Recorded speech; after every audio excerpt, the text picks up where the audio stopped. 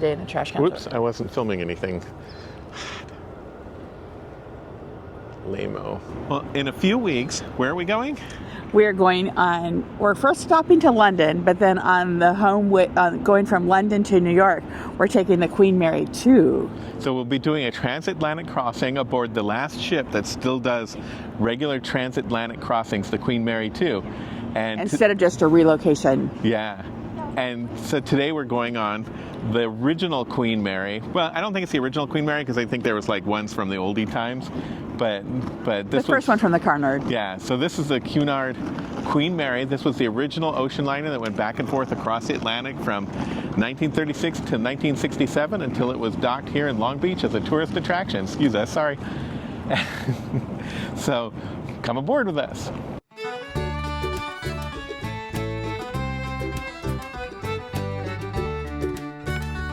So when was the last time you were here? Oh my goodness, probably early 90s, 92. Yeah. Yeah. The last time I was here, it was, I think, 40 years ago. I was in the 8th grade. I came here with a friend of mine and his dad, and he was a real, like, Queen Mary buff. And when we came, that dome had just been built. So the Spruce Goose used to sit under that dome. And we actually snuck up to the fence and looked under, because it still had a construction fence around the dome. We snuck up to the fence and looked underneath there, and all you could see, like in the shadows, was the Spruce Goose, and it was covered, it was draped with plastic to cover it, to keep the construction dust off it. But the dome had just been built. That dome right there. Now I guess it's the headquarters of Carnival Cruise here in Long Beach. Which is kind of funny, since the Queen Mary is not part of Carnival, it's part of the Cunard. But yeah. The Carnival Cruise line's over there. Yeah, Carnival's over here. Well, this is the regular cruise ship terminal here too. So, but it was kind of magical to see a Spruce Goose. I never did actually get to see it because we never came back up. But I think it's up in Oregon now. So we'll have to go and see it one of these days.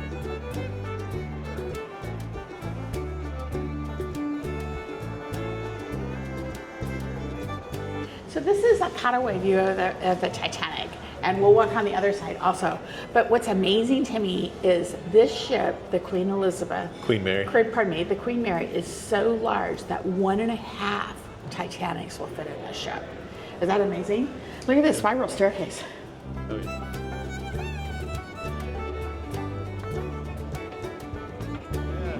So these are not the original smokestacks. When they brought the Queen Mary here in 1967, they had to remove the smokestacks so they could remove the boilers. And they replaced them with these that are made out of aluminum and much lighter. I don't think that looks like a lifeboat. These are not the original lifeboats either. No? No, the original lifeboats were repurposed. So they wanted the lifeboats to show in for the museum. So they got a lifeboat that fit the davits. So is this like this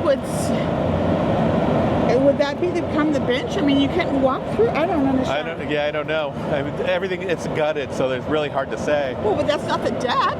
No. It's interesting. Yeah. So behind me here, way up on the smokestack, are the whistles of the Queen Mary. They sound like a duck. I wish we were here at the time they were going off. They go off at 10, 12, 3, and 6. Now, originally, the Queen Mary had 3 whistles. Now she only has 2. She got 2 on the front stack, and she used to have a 3rd one. You can actually see where it was mounted, a 3rd one on the middle stack. That whistle today is on the Queen Mary 2, and we'll get to hear it when we're crossing the Atlantic next month. But those whistles are 6 feet long and weigh more than 2,000 pounds. So each one of those weighs more than a ton. Wow. Yeah. This is the captain's bedroom. Very nice.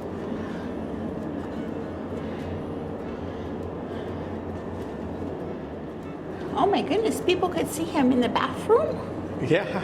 That's kind of embarrassing. It is. So this is the bridge wing out here.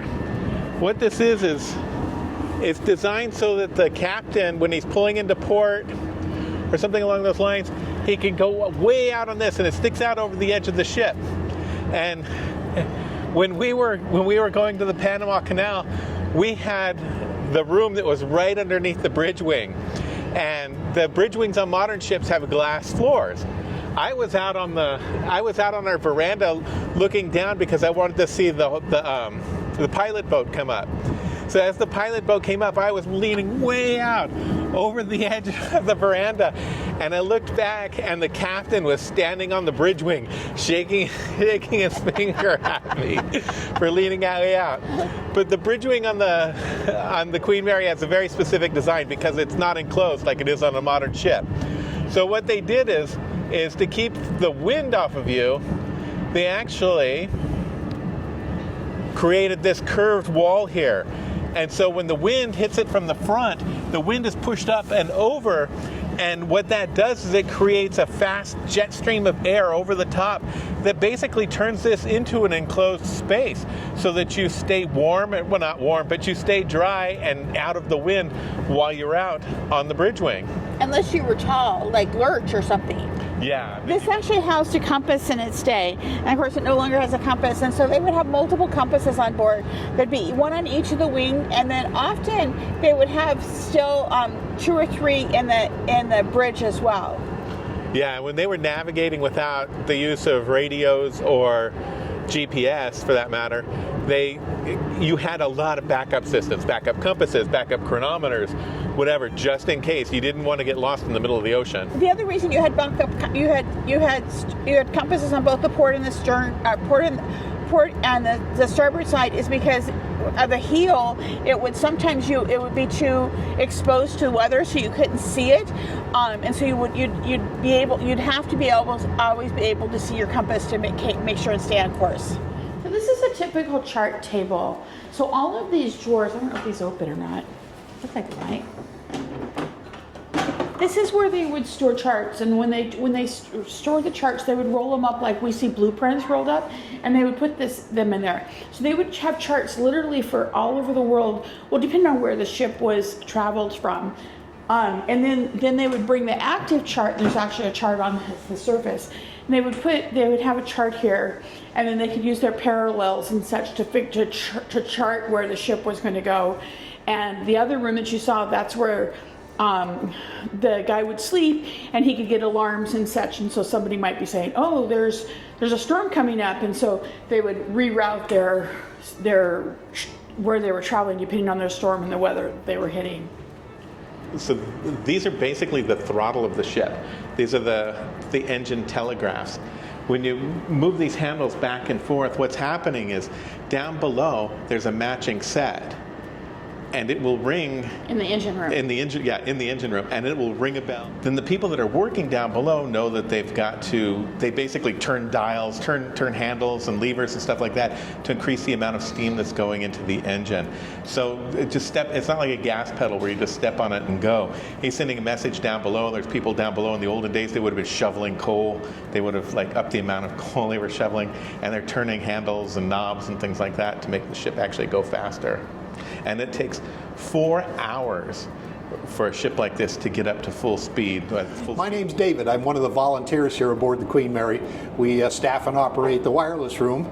We use it today as an amateur radio station, but it's a recreation of what ship-to-shore radio might have been like in the 1930s, and we're able to demonstrate those things, including the use of Morse code. Not me, but many of the crew members are. You don't know how to do Morse code? I could do Morse code at about 3 words per minute if you wanted to sit and wait for that. That's good to me.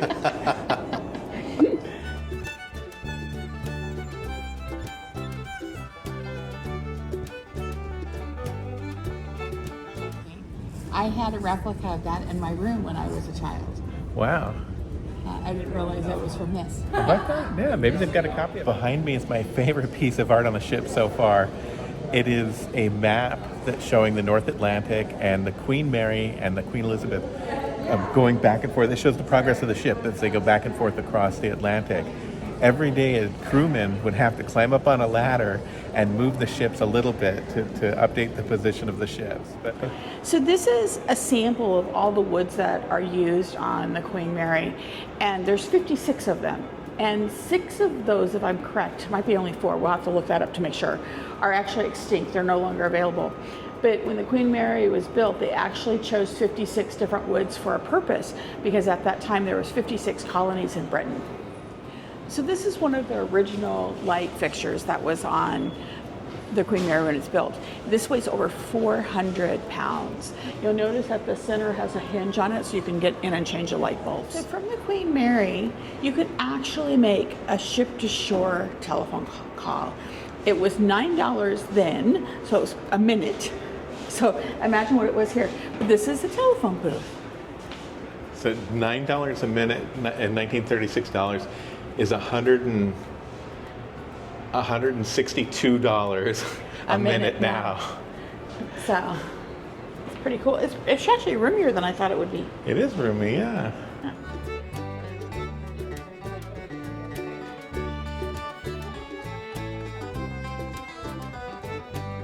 So these are the main deck hallways. You notice that they got quite a bit of curve to them. And that's because yeah, exactly, they swoop up. The Queen Mary is shaped like a canoe. She curves from back to front so that she can handle the high seas. The deck would actually, the boat, actually, or the ship actually flexes up and down as she goes through the seas. So these decks have like really pronounced curves in them. But also, notice in here, these handles are made of plastic. Bakelite. Bakelite was a plastic. That was the original name for plastic. So basically, what happened is the Queen Mary was considered to be so stable that they thought that she wasn't going to need any handrails. That it was just going to be the smoothest ride at sea until they took her out the first time. And this boat actually rocks in high seas 25 degrees from one side to the other. So it's quite a bit of movement. And people were getting injured and people were getting seasick. And so the very first day out, they strung ropes along these hallways so people had something to hold on to. By the next time they went out, they had installed handrails. And do you remember how many miles it was? They had installed 10 miles of handrails aboard the Queen Mary. And they're made out of what was considered a futuristic material in the day, plastic. Well, they called it Bakelite. They called it Bakelite, but that's originally what they called plastic. And so the original plastic handrails or Bakelite handrails are still here to this day. So you can still go. You can go into antique stores and you can find things that are made out of Bakelite. A lot of times it is women's brushes, hairbrushes, their toiletry things. A lot of cosmetic things, canisters. So Bakelite was a fancy plastic. On the first crossing here, they actually had ambulances lined up in New York because there were so many injuries, and even with the rope handles that they installed. So they installed all of this, and Bakelite was an upgraded plastic, but it's still plastic. Yeah, it was the fancy new material. There's not very many of these left. They're very much like on an airplane where you press, hey, I need the stewardess. So there was actually 2 lights. Okay, and so you could call a male person to help you, or you can call a female to help you. And then some of the rooms step in, like this one, and then the light would tell them which room they needed to go to. The lights were originally here, and then when I guess maid and butler would come, then they could turn those off. So many of them have disappeared over the years, and they're not replacing them, is why you see the blink. We can sit here and listen to Winston give a speech. Well, he's with us, so maybe FDR is on the radio. Oh, possibly, yeah. So during the war, the Queen Mary was put into service as a troop transport. She was painted gray, and because she could do 33 knots, she was able to outrun all of the German U-boats. Because she ran without lights and she was painted gray and moved so swiftly. And they closed off the ports. Yeah, and they sealed up the portholes so no light could get out. But they gave her the name the Gray Ghost because of the way she moved across. And then she came in a zigzag pattern, so they would change that. They would turn left to right every 2 minutes. Every 2 minutes. So a ship that's this big like that's a big undertaking. It really is, yeah. But they say that she could outrun a German U-boat. They would do 16 knots on the surface and 8 knots underwater. And she couldn't outrun a torpedo, of course, but they couldn't get a beat on her because she was constantly changing course. At one point, the Queen Mary carried 16,000 people in a single trip and still holds the record today for being the ship that carried the most people in a single trip. It's kind of scary down here.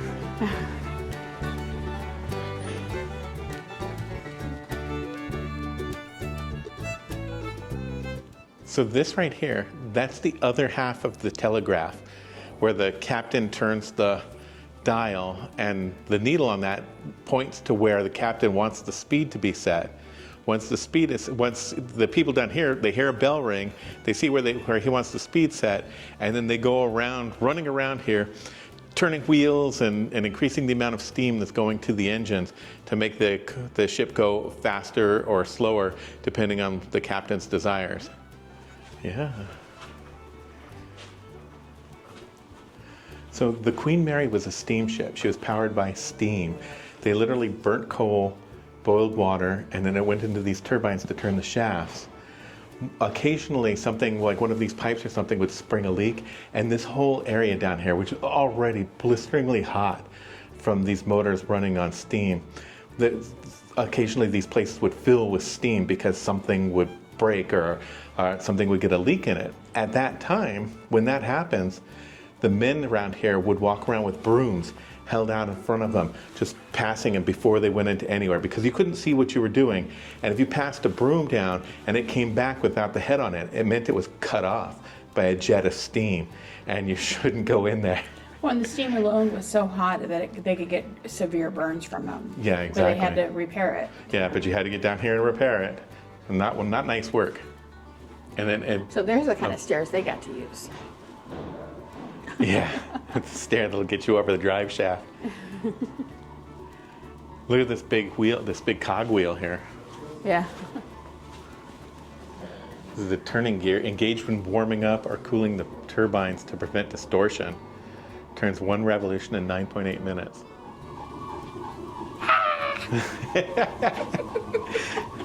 It's Halloween. I know, I jumped when you did that. And I saw you there.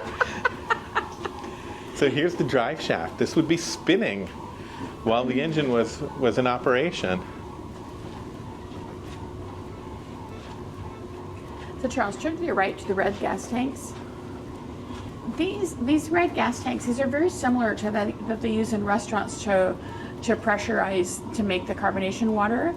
And the reason they're hooked down is if one of these falls over and the valve gets knocked off, this will literally go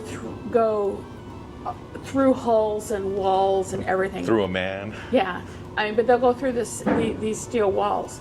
So it's very important that they're stabilized.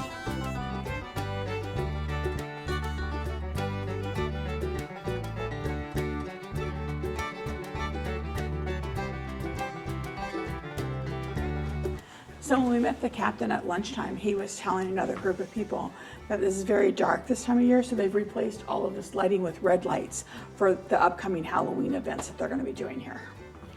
Now this is the part that I really wanted to see. This is the thing that I remember the most from being here 40 years ago. There's the propeller. And when I was here, they used to have a fake diver down below in the water. Oh, so you could see the portion? Yeah, so you could see how big it actually was. And this box was built on the outside of the ship. You can see it from out in the parking lot. Well, they've got the electrodes hooked to it as well. That's what that light. Oh, yeah, that's what those electrodes are for. You're right. Yeah. That's to collect all the kick out of the water. So this is the Lego Queen Mary. This is one of the biggest attractions here. At the time, I think it was the biggest Lego building in the world, but now they're much bigger. So it's 25.11 inches long, 25 feet, 11 inches, weighs 604 pounds, and it's a 1/40th of scale. And they use approximately 250,000 Legos, and it takes 600 builder hours to build. And there's a cat on board, and they said, "Can you find the cat?" I will.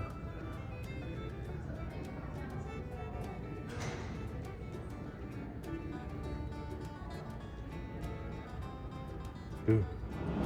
So that's it for the Queen Mary, at least until next month, when we'll be taking the Queen Mary. We'll be taking you along with us. The Queen Mary 2. The Queen Mary 2 from Southampton to New York. To New York. By way of the North Atlantic. Yeah. I had a lot of fun today. How about you? It was really interesting, and it was a nice day to visit. If you have the opportunity to come during the week, it's good. There were many times I'm like, did they close? Are we all alone in here? Yeah, the crowds are very nice. I mean, it's just a Friday, which I'm working on Sunday, so I took Friday off and thought, we'll take the day and go to. So it was amazing. Yeah.